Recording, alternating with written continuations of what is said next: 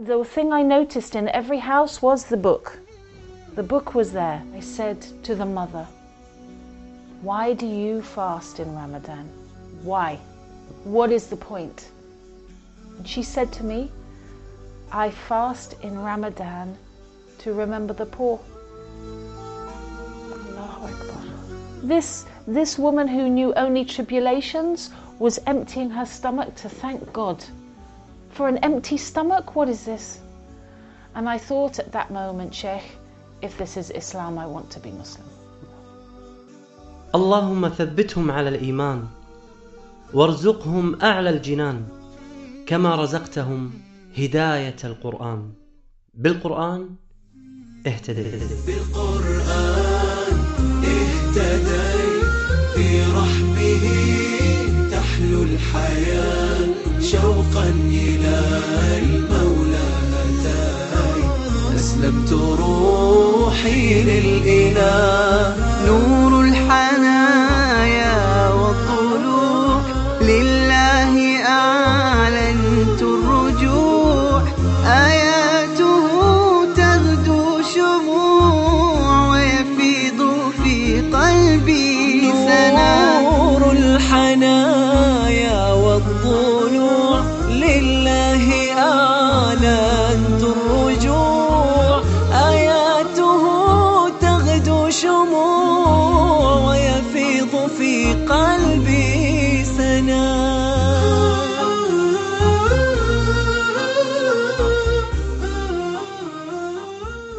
Assalamu alaikum rahmatullahi wa barakatuh. My name is Lorn. I am a British journalist, broadcaster and human rights activist. I am blessed with two daughters called Holly and Alexandra. I was married before, that's why I have two children who are now 11 and 13. I divorced from their father before Islam and alhamdulillah I've now remarried to a Muslim man. وهي تحب أن نناديها بعد إسلامها باسم سارة، وسيكون خطابي لك دائما في هذا اللقاء باسم سارة بإذن الله عز وجل. عاشت سارة طفولتها مع والدين غير ملتزمين بتعاليم المسيحية، وكان والدها مدمنا للخمر وأمها عارضة للأزياء، ولكنها منذ الصغر كانت تشعر بوجود إله لهذا الكون. From the age of 5, very small, I loved to pray. I loved to speak to God. I knew in my heart there was one God. Not 3 gods, not 2 in 1, not all of these one. But as you grow up in the West, how do you keep that connection in your heart?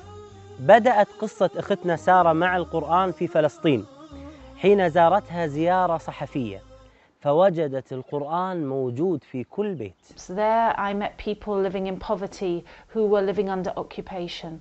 There I met mothers whose children were crippled, dead or in prison. But there I did not meet hopelessness. I met people of hope and people of warmth and people who had more joy in them than I did. And the thing I noticed in every house was the book. The book was there. Okay. And the Quran was always on a special place, or they'd say, look, our book tells us how to behave. So I came to feel that this book was a guidebook to being good. And I knew that I was not a good person at that point. I thought this book, the Quran, must be a guidebook to helping others.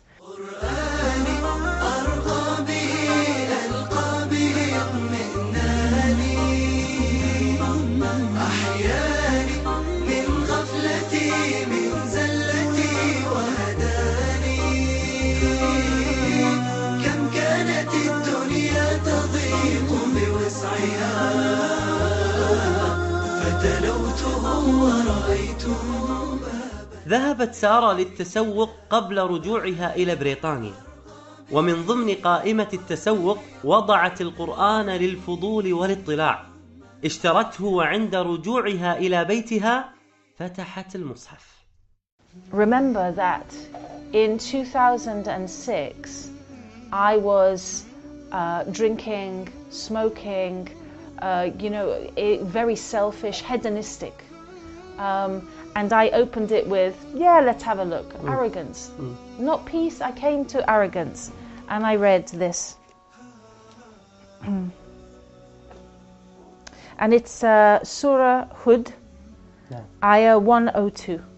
Surah Hud, Hud 102. Thus much is the punishment of God your Creator, when He overtakes the towns whose inhabitants have proved themselves to be wrong-headed and wrongful of actions, and grow daily more and more wicked. The divine act of overthrowing the wicked is indeed painful and terrifying. Whoa, I was scared.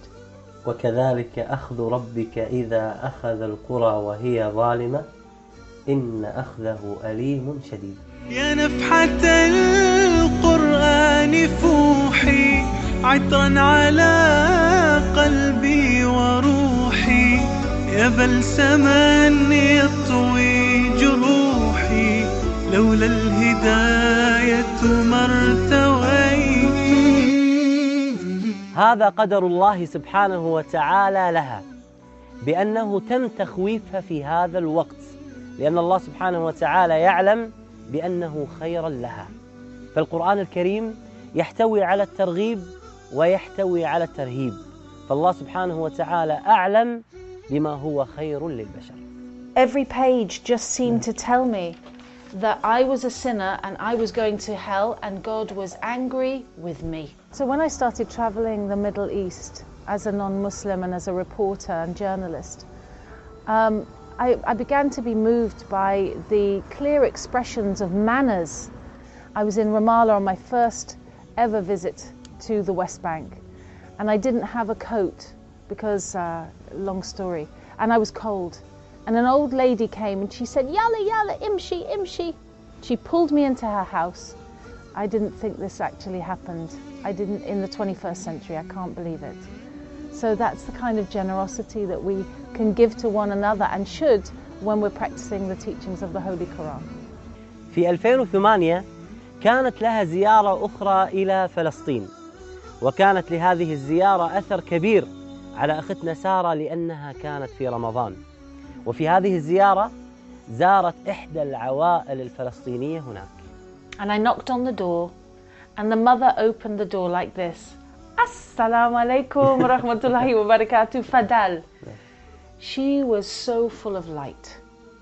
She was full of light. Her eyes were shining. Her skin was shining.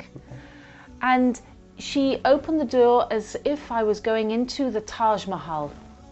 As if she lived in the most beautiful place in the world. And when I went into her home, what was in her home, Sheikh? Fish. Nothing. Nothing. A room like this, but empty. Only walls, floor, ceiling. And one rug, and the iftar for 10 people was on the rug. And what was the iftar? One plastic plate of hummus, one plastic plate of khubz, one plastic plate salad. So when I sat down, I said, no, no, no, no, no. Wallahi, I tried not to eat. Sheikh, I tried not to eat that woman's food, but she kept giving me food. She said, you are our guest. And she gave me so much, and she wouldn't take no, and I ate and I felt angry. I felt angry at Islam. I felt angry at a book that would tell hungry people to be hungry for 30 days. I was angry at the Quran for telling this poor woman not to drink water when always her water is dirty. So I said to the mother, why do you fast in Ramadan? Why? What is the point? And she said to me, I fast in Ramadan to remember the poor. Allahu Akbar. This mother who had nothing in dunya, nothing, will never have perhaps anything in life. She was humbling her heart for other people who had less. What is this? This woman who knew only tribulations was emptying her stomach to thank God. For an empty stomach, what is this? And I thought at that moment, Sheikh, if this is Islam, I want to be Muslim. نور الهداية زار صدري هو مبتدأ أنسي وعمري فعزمت للرحمن أمري وعلى خطاطها مشيت. استمر أثر هذا الموقف في قلبها، لكنها لم تقبل على الإسلام إلى الآن. وفي يوم من أيام رمضان دخلت مسجدا في لندن مع صديقتها للاطلاع على أجواء المسلمين في رمضان، وكان هذا في عام 2010. Then I went into the masjid, and you know, in Ramadan it's not quiet. I sat down to watch. But when I sat down, I felt like I was under a waterfall of peace. And I was scared because I knew that this peace meant that Islam was the truth. And then 1 week later in London, I went into another masjid and I took shahada. ونطقت بالشهادة في مسجد كبير بلندن، وقابلت هناك الإمام والمؤذن. And they sat me down and spoke to me and explained about Al-Fatiha, that this is the key, the opening to your prayer. This is what it means. And all the time they were speaking, it was as if the room was heavy, you know? Yeah? A feeling in the room of maybe peace. And you say the words and they're very big words to say. I testify that there is no God but God. You expect there to be a thunderclap. You know, really they're very heavy words. Just recognizing the enormity of knowing why you're born, why you exist, what you should be doing every day. أجمل ما في قصة سارة لما أخبرت ابنتيها بأنها دخلت الإسلام. And at the time they were 10 years old and 8 years old. And I said to them, your mum is thinking of becoming a Muslim, what do you think? And they said, we have 3 questions. And the first question was, when you are a Muslim, will you still be our mummy? And I said, yeah, I think I'll be a better mother. The second question was, when you are a Muslim, will you still drink alcohol? I said, I'll never drink alcohol again. They said, if you are a Muslim, will you still wear revealing clothing? I said, why did you ask me this? And my daughter Holly said, because you always show your neck and chest area, and we hate it, we want you to stop. I said, look, if I'm Muslim, I will always be modest when I leave the house. And they said, we love Islam, that's it. And alhamdulillah, my daughters became Muslim and began praying with me straight away. Subhanallah.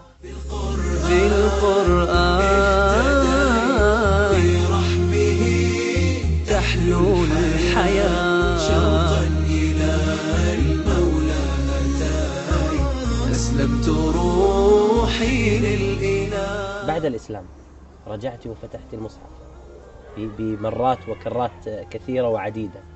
ماذا وجدت المصحف بعد الإسلام؟ It was a completely different book. Allah. It was a different book, but the voice of strength was the same. I could hear the might of God in there. I could hear the sternness and the risk of retribution, but now came the beauty. Now came the chance of Jannah. I just had to change. Allahu Akbar. أنت ما شاء الله من عائلة رئيس الوزراء البريطاني السابق توني بلير كان متزوج أختك، وهذا له مكانة اجتماعية كبيرة على أختك وعلى العائلة. هل كان له أثر عليك سلبا أم إيجابيا عند دخولك الإسلام؟ Unfortunately, my brother-in-law, Tony Blair, has been involved with some of the most heinous criminal acts against human beings of the last century. We think of Iraq and Afghanistan. These are crimes against humanity, and the people who profit from them, whose businesses make money now out of Iraq, are in my family. How was I supposed to react? how was I supposed to react? I'd already shunned Tony Blair. I said, khalas, no, this is no good. On a political and human grounds, this is no good. But then I said my shahada, and everybody said, you know, Allah tells us don't break relations, be kind. And when I read the ayah that said very clearly, no, if your family go beyond justice, that's the line. And if you are being unjust, you have to look at yourself as well. And I felt relief, and I thought, right, I do not have to accept injustice while it's being done for whoever does it, however powerful they are and however close. سبحان الله، هذه الآية اللي ذكرتيها سبحان الله في حياتك، مهما كانت شخصية الإنسان ومهما كانت مكانة الإنسان، الله سبحانه وتعالى ذكرها في سورة النساء: يا أيها الذين آمنوا كونوا قوامين بالقسط شهداء لله ولو على أنفسكم أو الوالدين والأقربين.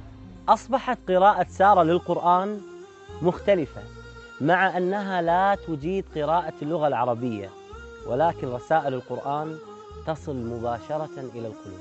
If I leave the Quran for 2 days, there is a sharpness to life. It's like kind of walking on glass.